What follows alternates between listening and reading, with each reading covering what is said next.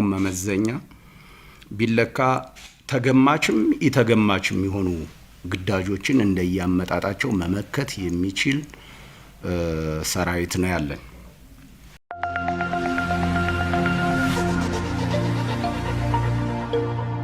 ጊዜ አይበቃም እውነት ለመናገር።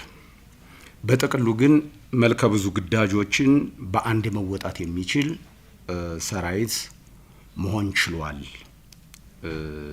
ማለት ያስደፍራል። ከዝግጅቱ ካለው ውጊያ የማድረግ አቅም በየትኛው መመዘኛ ቢለካ ተገማችም ኢተገማችም የሆኑ ግዳጆችን እንደያመጣጣቸው መመከት የሚችል ሰራዊት ነው ያለን። ይህ በሰው ኃይሉ፣ በአደረጃጀቱ፣ በአሰራሩ፣ በትጥቁ ኢትዮጵያን የሚመጥን ሰራዊት እንዲሆን ተሰርቷል ከለውጥ በኋላ። በዚህም ትልቅ ውጤት ተገኝቷል። ለቀጠናው ሰላምና መረጋጋትም የበኩሉን ሚና የሚጫወት ሰራዊት ነው። በሀገርም ከሀገር ውጭም በሚመጡ ግዳጆች ተደጋጋሚ ፈተናዎችን በድል የተወጣ ሰራዊት ነው። ይህንን ደግሞ የሰራዊታችን ስትራቴጂክ አመራሮች ብቻ ሳይሆኑ መንግስታችንና መላው ህዝባችን የሚኮሩበት ኢትዮጵያ የጀመረችውን ልማት የማደግ ተስፋ በሰላም እጦት እንዳይደናቀፍ ያሻግራል ብለው የሚተማመኑበት የመጨረሻ ምሽጋቸው አድርገው የሚቆጥሩት ሰራዊት መሆን ችሏል። የውጭ ሁኔታችን የውጭ የመከላከያን ሁኔታ ስናይ ውጭ ግንኙነት የሚሰሩ ስራዎች በጣም በርካታ ናቸው። አሁን ሰው የውጭ ስምሪት ስንል የሚረዳው ሰላም ማስከበር፣ በዚህ ተሰማራ፣ በዚህ ሄደ፣ እሱ እውነት ነው። የኢትዮጵያ በጣም እንቁ ታሪካችን ነው። ግን ኢትዮጵያ በተለያዩ ሀገሮች በአውሮፓም፣ በአሜሪካም፣ በአፍሪካም፣ በኤሽያም የተለያዩ ወታደራዊ አታሼዎች ላይዘኖች ትልካለች፣ ታሰማራለች። ለስልጠናም ለትምህርትም የሚሄዱ አሉ። ከዛም በላይ ወደ ሀገራችን መጥተው እኛም ወደ እነሱ ሂደን የተለያዩ ወታደራዊ ስምምነቶች አሉ። አሁን የኢትዮጵያ ወታደር ከሌሎች ጋር ተባብሮ የቀጠናውንና በዓለም አቀፍም የበኩሉን ድርሻ እንዲወጣ በጣም በርካታ ስራዎች ናቸው እየተሰሩ ያሉት። ጠቅለል ባለ ነገር አሁናዊ የሰራዊታችን ቁመና በዝግጁነቱም በተግባርም በሚፈጽመው ግዳጅ አስተማማኝ ኃይል ነው ማለት እንችላለን። አዳዲስ ወታደሮችን አዳዲስ ምልምሎችን ወጣቶችን እያሳተፈ እየመዘነ እያበቃ እንደሚሄድ ይታወቃል። ይህንን ሲያደርግ ደግሞ በተቋሙ ተግባራዊ የሚሆኑ የቅጥርና መመልመያ መስፈርቶች አሉ። እነሱን እንዴት ተግባራዊ እያደረገ ይገኛል? የመጀመሪያው የህጎች ሁሉ የበላይ ህገ መንግስት ነው። ህገ መንግስታችን እንግዲህ እኛ የምንሰራው የህግ መሰረት ይዘን ስለሆነ ህገ መንግስታችን ብናይ አንቀጽ 87 የሰራዊት መርሆች ብሎ ካስቀመጠው 6 አንኳር ነጥቦች አንደኛው ብቻ 3ኛዋን ቁጥር ብናይ የመከላከያ ሰራዊት የሀገሪቱን ሉዓላዊነት ከመጠበቅ በተጨማሪ በዚህ ህገ መንግስት የተሰጠውን የአስቸኳይ ጊዜ አዋጅ እንደሚፈጽም ይገልጻል። በግልጽ ነው ያስቀመጠው። የመከላከያ ሰራዊት የሀገሪቱን ሉዓላዊነት መጠበቅ የሚለው የመጀመሪያ ተልእኮ ነው። እንዴት ይጠብቃል የሚለውን ደግሞ በዝርዝር ህጎች፣ መመሪያዎች እያወጣ ይፈጽማል ማለት ነው። ይሄ በህገ መንግስት ያለን ነገር ተግባራዊ ለማድረግ ህጋዊ መሰረት ስለሆነ ምንድን ነው ታዲያ መከላከያ እያደረገ ያለው የሚለውን በደንብ ግልጽ መሆን ያስፈልጋል። ይህንን ህጋዊ ትዕዛዝ ተግባራዊ ለማድረግ አንደኛው መዘጋጀት አለብን። ሀገራችን ሉዓላዊነት ለመጠበቅ መዘጋጀት አለብን። ህግ የሰጠንን ነገር ተግባራዊ ለማድረግ መዘጋጀት አለብን። ዝግጅትን ከሚወስኑ ነገሮች አንደኛው መተካካት ነው። ሰራዊት መተካት መቻል አለብን። ተፈጥሮም ሆነ ሰው ሰራሽ ነገር ስላለ በጡረታ በተለያየ ነገር የሚወጣን ሰው መተካት መቻል አለበት። እንደገና ደግሞ የኃይል አሰላለፍ ሚዛን ታሳቢ ያደረገ የሰራዊት ዝግጅትም ያስፈልገናል። ተቋሙ በሚያወጣው መደበኛ የምልመላ መስፈርት ወጣቶችን ወደ ሰራዊቱ መቀላቀል በየትም ዓለም አቀፍ አሰራር ያለ ነው። በቀበሌና በወረዳ የሚለጠፍ የቅጥር ማስታወቂያ ብቻ ሳይሆን በሚዲያም በግልጽ የሚለቀቅ የቅጥር ማስታወቂያ አለ። ግልጽ ለዜጎች ይፋ የሆነ ዓለም አቀፍ ስታንዳርድ ነው። ለምሳሌ ህገ መንግስት ቅድም አነሳውላችሁ። አንድ ወጣት እድሜው 18 ዓመት ሲደርስ ነው አይደል መምረጥ የሚችለው። ራሱ 18 ዓመት የሚወስንበት ጊዜ ስለሆነ መነሻ የተቋሙ 18 ዓመት ይልና እስከ 24 ያደርሳል። አሁን ደግሞ የተማሩ ኃይሎች እየገቡ ስለሆነ ትምህርትን ታሳቢ ሙያን ታሳቢ ያደረገ 25 26 እንደ ሁኔታው የሚቀያየር አለ። በተለይ የላይኛው ጫፍ ማለት ነው። እና መነሻችን 18 ዓመት ብለን በግልጽ የምናስቀምጠው መስፈርት አለ። ስለዚህ ወረዳ፣ ቀበሌ የምንለው ማስታወቂያ በግልጽ ይለጠፋል። በሱ መሰረት መመዘኞቻችን የምታውቋቸው ናቸው፣ ይፋ የምናደርጋቸው ነው። አንደኛ ህገ መንግስት፣ በቃ በህግ ነው የምትመራ ይች ሀገር። የህጎች የበላይ ህገ መንግስታችን ነው። ህገ መንግስቱን ማመን መቻል አለበት ማለት ነው። የሚመጣው አንደኛው መመዘኛ እሱ ነው። ፍቃደኛ መሆን፣ ለሀገሬ መስዋዕት ለመሆን ወታደር ለመሆን ቆርጫለሁ ወስኛለሁ ብሎ ፍቃደኝነቱን አንዱ መመዘኛ። ከየትኛውም የፖለቲካ ድርጅት አባል ያልሆነ እንላለን። የመከላከያ ቀደምት ወይም የፖሊስ ሰራዊት አባል ያልነበረ እንላለን። እሱ የነበረ አገልግሎ በምን ሁኔታ ወጣ ምናምን እሱ ስለማንሄድ ማለት ነው አንፈልግም እሱን ብለን መመዘኛለን። አሁን ደግሞ የየትኛውም የጽንፈኛ አመለካከትና ተግባር ወይም አባል ያልተሳተፈ እንላለን። በወንጀል የፍትሐብሔር የዚህ የውርስ ምናምን ጥያቄ ምናምን ያለበት ሁሉ መጥቶ መደበቂያ ሊያደርግ ይፈልጋል። ይህንን ከየትኛውም የወንጀል ክርክር በፍርድ ቤት የሌለበት ሲባል መደበቂያ ዋሻ እንዳንሆን ጭምር ነው። የወንጀለኛ መደበቂያ እንዳንሆን ክሊር ያደርጋል። ይሄንን ከፖሊስ ከወንጀል ነፃ የሆነ ምናምን በማምጣት ብቻ ሳይሆን እኛም ክሮስ ቼክ የምናደርግበት መካኒዝም አለ። ዝም ጥሬ ነገሩ ስለተቀመጠ አይደለም። ዜግነቱ ኢትዮጵያዊ ከተሰለጠነ በኋላ 7 ዓመት ወታደሩ ነው አገሩን ሊያገለግል ፍቃደኛ የሆነ የእድሜ ቅድም ያስቀመጥኩላችሁ ነው 18። አሁን አንዳንዱ ማነስ ብቻ ይመስለዋል። ህፃናት ምናምን ተመለመሉ ምናምን ከእድሜ በላይም አለ አይደለ? ጋብቻ ያላገባ ያልወለደ ምናምን የምንላቸው ዝርዝር ነገሮች አሉ። ጤንነቱ፣ ቁመቱ፣ ክብደቱ ወይም ክብደቷ ቁመቷ እያልን ለሴት ሲሆን የምናደርገው በጣም በርካታ የምልመላ መስፈርቶች አሉ። እንግዲህ ይህንን ነገር በዋነኛነት በወረዳ በቀበሌ ከተሰበሰበ በኋላ የመከላከያ ይሄንን የሚሰበስቡት በአካባቢ ያለ መስተዳደርና የጸጥታ አካል በኮሚቴ ሆነው ነው። ሪፖርት ይቀርባል ለመከላከያ።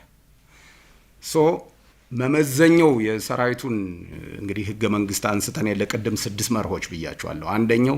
አንደኛዋ ነጥብ ደግሞ አንቀጽ 87 ላይ አንደኛዋ ቁጥር የምታስቀምጠው የኢትዮጵያ ብሔር ብሔረሰቦች እና ህዝቦች ሚዛናዊ ተዋጽኦ ያካተተ መሆን አለበት ይላል ህገ መንግስቱ።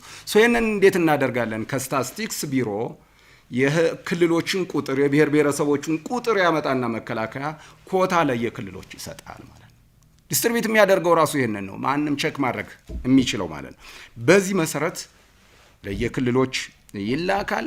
ከተላከ በኋላ ያው አፈጻጸም እንደያቅሙ ነው እና የወረዳም ሆነ እዛ የክልል መስተዳደር የጸጥታ አካል የምንለው በመጀመሪያ ሊመሰገኑ ነው የሚገባ።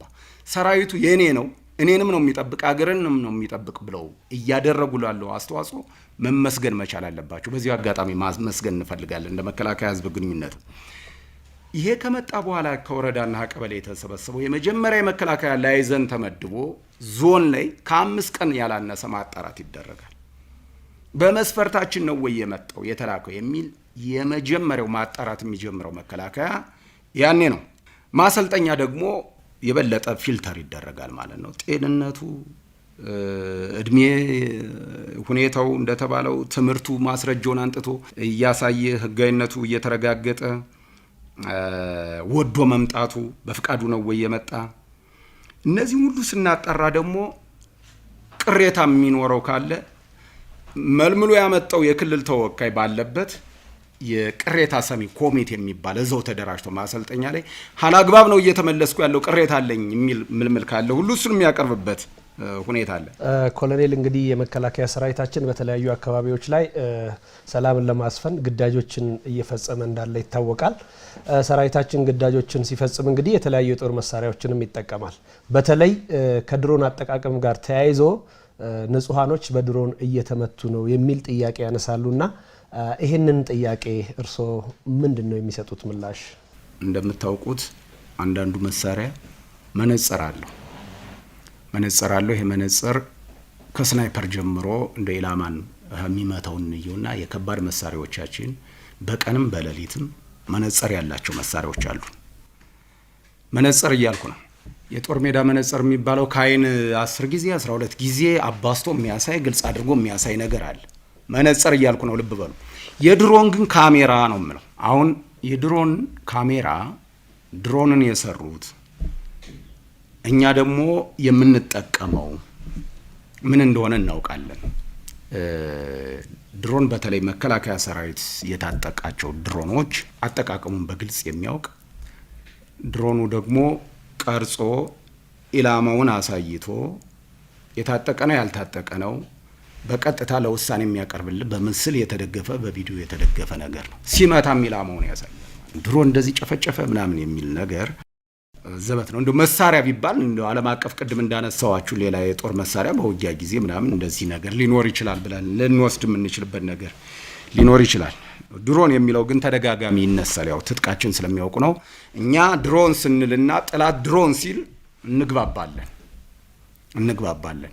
ቅድም እንዳልኳችሁ መሀል ላይ ያለው ግን እውነት መስሎት ይህንን የሚል አለ እንጂ ድሮን እየመታው እንዳለ ጠላት አሳምሮ ያውቃል፣ ለይቶ እየመታው እንዳለ እኛም እሱን እናውቃለን። ሰው ድሮን እያለ የሚያጥላለው ለይቶ የሚመታው እንዲቆምለት የመፈለግ ነገርም ይኖራል ማለት ነው። አንዳንድ ጊዜ የጠላት ምሽጎች እንደምታውቁት እናንተ ሄዳችሁ እንደሰራችሁት ገዳም ላይ፣ ትምህርት ቤቶች ላይ፣ የሃይማኖት ተቋማት ትምህርት ቤቶች ህዝብ የሚሰበሰብበት አካባቢ ነው የሚሆኑት አይደለ? የሚመሽጉት ምን የሚሉት ይሄ ኃይል ትምህርት እንዲቋረጥ መምህራኖችን እየገደለ ተማሪዎችን እየገደለ ድሮን መታ የሚለው የት ላይ ነው? ትምህርት ቤት ላይ አስቁሞት የለ እንዴ?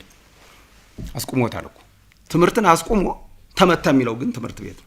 የት ያሉ ተማሪዎች መምህራኖች እንዲንበረከኩ አድርጎ የሚረሽነው መረሸኑንም ተማሪዎች መግደሉንም ይፋ የሚያደርግልን መራዊ ሽምብራ ትምህርት ቤት የነን ያክል ተማሪ ገደልን ምናምን እያሉ ያወሩት እሱን ነው።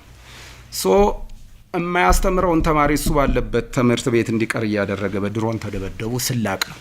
ለነገሩ ይሄ ውሸት የማይሰለቸው ቡድን በአንድ ወቅት እኮ ነግሬያቸዋለሁ። ድሮን ከነ ፓይለቱ መተንጣል ነው ያለ ነው አይደለ? እስከዚህ ድረስ እኮ ነው ዋሸው። ድሮን ፓይለት አለው እንዴ ምናምን የሚለው የሚያውቀው ነው። የማያውቀው ግን ይደናገራል። ስለዚህ ውሸት አይሰለቸውም። ውሸትን ሲደጋግሙት እውነት ይሆናል ብሎ አስቦ ሊሆን ይችላል። ይሄ በጭራሽ የሚሆን ነገርም አይደለም። የሰራዊታችን ባህሪም አይደለም። የድሮንም ራሱ ስሪት አይደለም።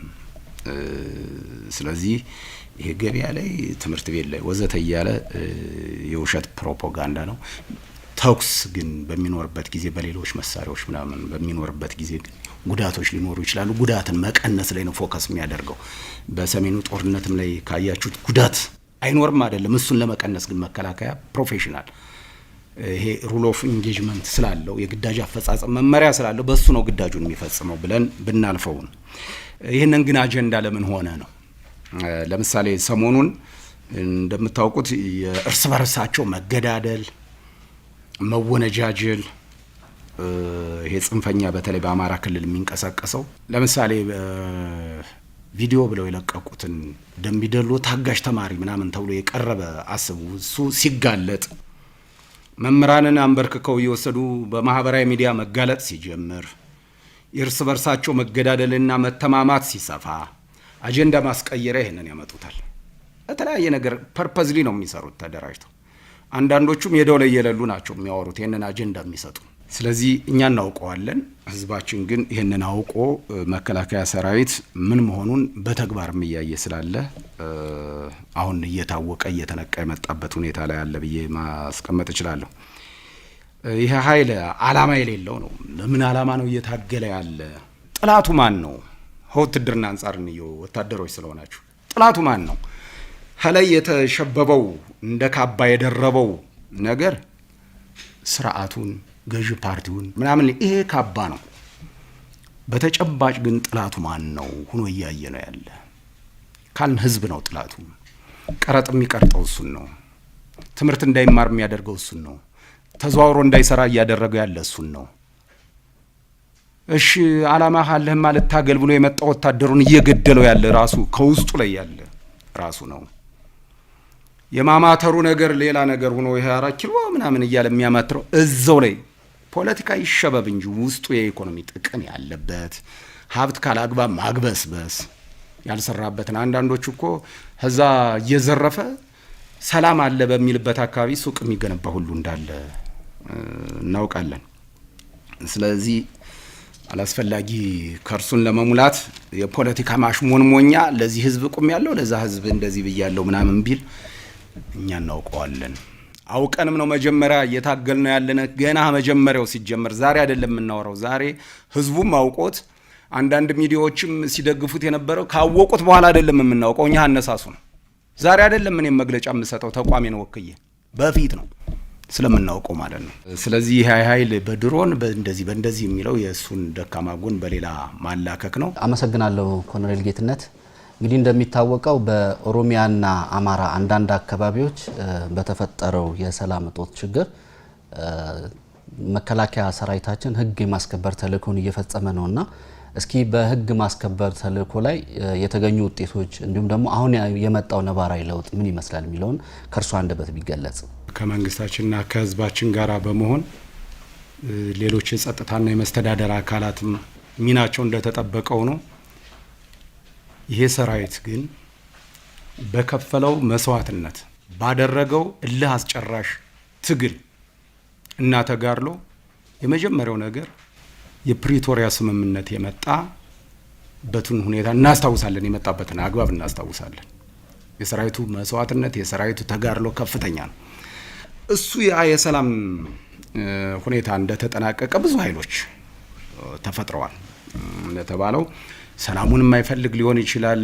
ባሰበው ሊሄድ ብዙ ነገሮች ቀድሞም ይህንን ያሰበ ኃይል በየቦታው የተፈለፈለበት ሁኔታ ነበረ።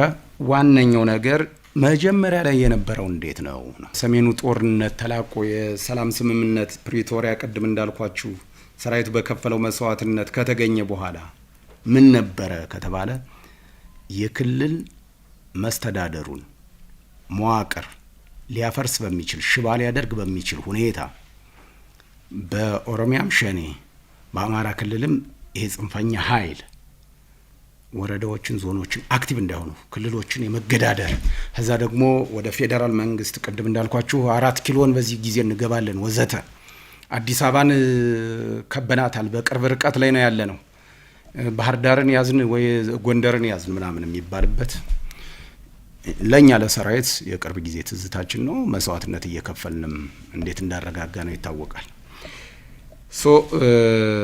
አሁናዊ ሁኔታው በኦሮሚያ ያለው ሁኔታ ነቀምት ከተማ የአውሮፕላን ማረፊያ መሰራቱ ምናምን ብቻ እንዳታዩት የወደብ ከተማ በሚመስል መልኩ የሚያድረው መኪና የህዝቡ እንቅስቃሴ ምናምን የሰላም ድባቡን ስታዩት የተለየ ነው። ሰራዊታችን በከፈለው መስዋዕትነት በብዙ ሺዎች የሚቆጠሩ በሰላም ከክልሉ መንግስት ጋር እየተደራደሩ ሰራዊቱን በሚያደርገው እገዛ ወደ ሰላም አማራጭ ገቧሉ። በአገር ሽማግሌ በአባገዳዎች በሚደረግ በህዝብ በሚደረግ እንቅስቃሴ ወደ ሰላም ህይወት የመጡ በጣም በብዙ ሺዎች የሚቆጠሩ አሉ። ይሄ ይበልም ያስብል ነው። አንደኛ ራሱን ህይወቱን አያጣም፣ ሌላ አይገልም፣ ንብረት አያወድምም። ይሄንን አፕሪሼት ማድረግ መቻል አለብን። እኛ የሚዋጋነን እንጂ ከሰላም ከመጣ በኋላ የምታውቁት ነው። ወይ ተማርኳል፣ ወይ እጅ ሰጥቷል፣ ወይ በሰላም ገብቷል ብለን ኦልሬዲ ጨዋታ አለቀ ነው። አፈሙዝ እስካዞረ ድረስ ነው ጥርሳችን ነክሰን የምንዋጋው ጥላት ብለን እሱም ጥላት ብሎን የምንዋጋው። እዚህ ላይ በደንብ ሊታይ ይገባል። አሁን ኦሮሚያ ክልል ያለው ሁኔታ አልፎ አልፎ የሚንቀሳቀስ ካልሆነ በስተቀር ይሄ ነው የሚባል ኃይል ኑሮ ሰራዊቱን የሚገዳደር ልማት የሚያደናቀፍ ምናምን የሚሆንበት ደረጃ ላይ አይደለም። የክልል መንግስትም የዞንም የወረዳም የቀበሌም ተረጋግቶ መንግስታዊ መዋቅሩን አድርጎ ወደ ልማት ስራው ገብቷል። የተሽለከለከ ሰላም አለው ለማለት የሚደረግ ጥረት ግን በሚዲያውም በምኑም አለ። ይሄ ደግሞ በክልሉም የጸጥታ የመስተዳደር አካላት እገዛ በህብረተሰቡም ሰራዊታችንም አሁን እንቅስቃሴ ላይ ስላለ መልክ ያስይዘዋል። በአማራ ክልል መጀመሪያ አካባቢ ያደርገው የነበረው በክልሉ ተጽዕኖ ይፈጥረው የነበረው ሁሉ ነገር ቆሞ መንገድ ተዘጋግቶ የኢኮኖሚ እንቅስቃሴ ሁሉ ታግዶ አመራሩ እንደ ልቡ ስራውን የማይሰራበት መንግስትም ያቀደውን ልማት የማያካሄድበት ነበር። አሁን መንግስት ያቀደው የኮሪደር ልማት በሉት ምናምን በጎንደር፣ በባህር ዳር፣ ወሳኝ ከተሞች በሚባለው በደብረ ብርሃን፣ በደብረ ማርቆስ በተለያዩ ቦታዎች ይህ እንቅስቃሴ አለ። የልማት እንቅስቃሴ ብቻ ሳይሆን የተለያዩ ማህበራዊ ክንውኖችም በደንብ እየተከናወኑ ነው። የክልሉ መንግስት እንዲሁ ወደ ወረዳዎች በስርዓት እያጠናከረ ቀበሌዎችን እየያዘ የተወሰኑ ስፖቶች እና በሚዲያ ላይ ያለው ተጽዕኖ ካልሆነ በስተቀር ይሄ ነው ተገዳዳሪ ኃይል ኖሮ እንዲህ ያደርጋል ምናምን መከላከያን ይገጥማል ወዘተ የሚባለው ነገር እሱ ተረት ተረት ነው። አሁን ቅድም እንዳልኳችሁ 4 ኪሎ ምናምን ቀርቶ ምን ያክል ኪሎ ሜትር እንደራቁ ባናውቅም መሽሎክለክ ያለፈ ሌላ ነገር የላቸውም። ኮሎኔል ጌትነት ሰፊ ማብራሪያ ሰጥተውናል። ምናልባት በዚህ አጋጣሚ የሚያስተላልፉት መልእክት ካለ? ከዚህ በኋላ የመጣውን ሰላምን የማጽናት ስራ ከሁሉም ዜጋ ይጠበቃል። ሰራዊታችንም እሱን ነው እያደረገ ያለው። እንደምታውቁት ጄኔራል መኮንኖች ሳይቀሩ ሲነር ጄኔራሎች እያንዳንዱ ከማዕከልም ወርዶ ህዝብ እያወያየ የጸጥታ ስራውን እየደገፈ ብዙ ነገር ለማስተካከል ጥረት ተደርጎ ውጤት ተገኝቶበታል። ይሄንን የተገኘው ውጤት መንከባከብ ያስፈልጋል። መከላከያ የሚያደርገው ነገር ተሰማርቶ በጣም ብዙ ነገሮች ሰርቷል። የተገኘው ውጤት የሚታይ ውጤት አለ። ይሄንን የተገኘ ሰላም እየመጣ ያለ ልማትን ለማስቀጠል ሰላምን ማጽናት ላይ ርብርብ መደረግ መቻል አለበት። ይሄ መከላከያ ብቻ ሳይሆን እያንዳንዱ ዜጋም ስራ ነው። መከላከያ ጎን ተሰልፎ ህዝባችንም ሰላሙን እንዲያጸና እንዲያረጋግጥ በዚህ አጋጣሚ መግለጽ እፈልጋለሁ። እንደተባለው በትግላችን በመስዋዕትነታችን አሁንም ሰላማችን እናረጋግጣለን። ኢትዮጵያ እናሻግራለን። በእኛ ዘመን በእኛ ጊዜ ኢትዮጵያ አትፈርስም። የቃል ብቻ ሳይሆን በተግባር እያደረግነው ስላለ ልማቷም ተፋጥኖ ታድጋ